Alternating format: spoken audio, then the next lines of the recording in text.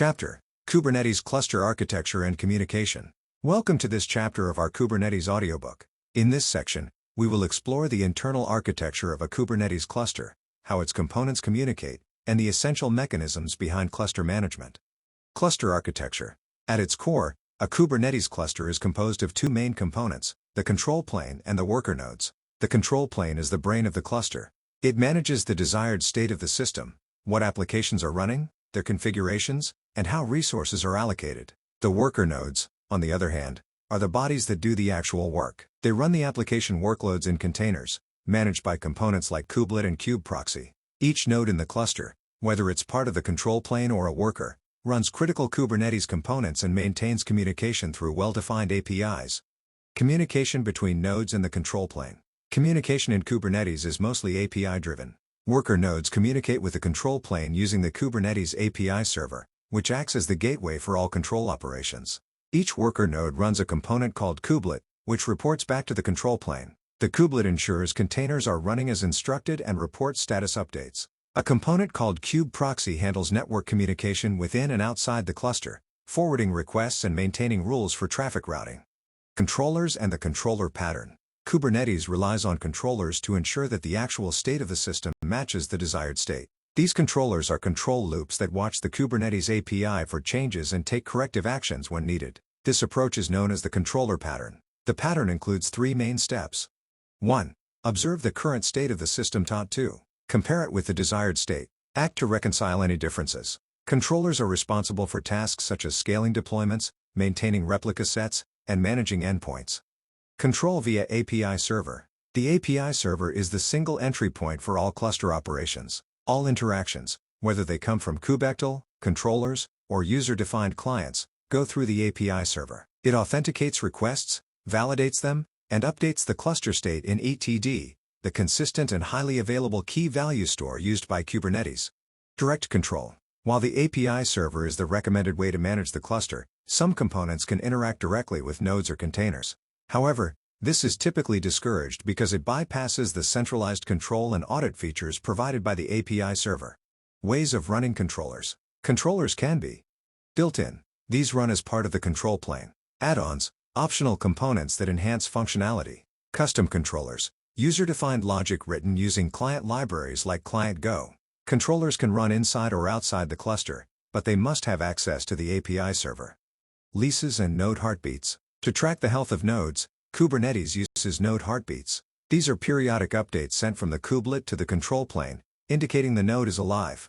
This mechanism uses leases stored in etd. Each node's heartbeat is essentially a lease renewal. If a node stops renewing its lease, Kubernetes marks it as not ready and may reschedule its pods. Cloud Controller Manager. In cloud environments, Kubernetes uses the Cloud Controller Manager to interact with cloud provider APIs. It decouples cloud-specific logic from the core Kubernetes components. Functions of the Cloud Controller Manager. The Cloud Controller Manager performs key tasks such as managing nodes, detecting when nodes have been deleted in the cloud, routing traffic, configuring cloud-specific routes, managing volumes, provisioning and attaching cloud storage, handling load balancers, creating and managing cloud-native load balancers for services. By offloading these responsibilities, Kubernetes can remain cloud-agnostic, while still integrating deeply with your chosen infrastructure. That wraps up this chapter on Kubernetes cluster architecture and communication. Understanding how these components interact and maintain the desired state is essential to mastering Kubernetes. In the next chapter, we'll dive into pod scheduling and resource allocation. Stay tuned. Great! Let's dive into the RABAC chapter of your Kubernetes audiobook.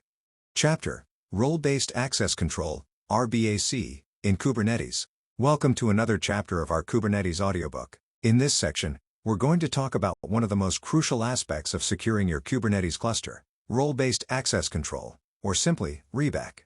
What is RBAC?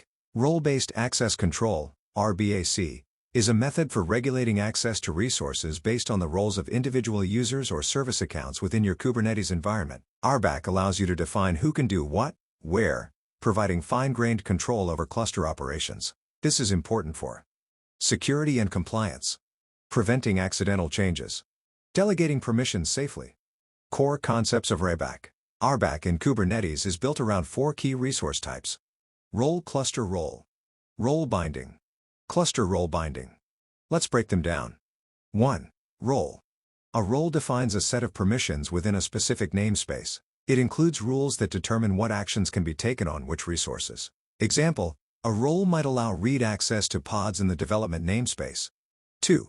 Cluster role. A cluster role is similar to a role, but it's cluster-wide. It can be used for granting access to non-namespaced resources like nodes. Resources across all namespaces. Cluster roles are often used for administrators, monitoring systems, and service accounts that need broad access. 3. Role binding. A role binding grants the permissions defined in a role to a user or group within a namespace. It answers the question, who gets the role's permissions, and where? 4. Cluster role binding. A cluster role binding binds a cluster role to a user, group, or service account at the cluster level.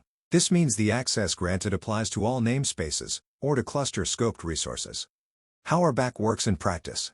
When a user tries to perform an action, say, deleting a pod, Kubernetes checks the RBAC rules via the API server's authorizer. It asks, does this subject have a role or cluster role that allows this action? Is there a binding that connects that role to this subject? If the answer is yes, the request is allowed. If not, it's denied. This ensures that only authorized actions are taken, maintaining security and stability. Common use cases. Dev teams get roles that let them manage only their own namespace. C/CD pipelines get access to deploy apps, but not modify cluster settings. Monitoring tools get read-only access to all namespaces. RBAC and service accounts. RBAC also works with service accounts, which are special accounts used by applications running inside the cluster. These service accounts can be granted roles just like human users. For example, a service running in a pod might need read access to secrets, but not to modify them. RBAC makes that restriction easy to enforce. Best practices for RBAC. Follow least privilege. Grant the minimal permissions necessary. Separate duties. Use different roles for development, testing, and operations.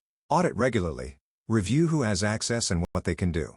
Avoid using cluster role bindings carelessly. These give wide access, so use them with caution. That wraps up our chapter on role-based access control. RBAC is a cornerstone of Kubernetes security. Mastering it empowers you to delegate access safely, maintain strong boundaries, and protect your cluster from misuse, both accidental and intentional.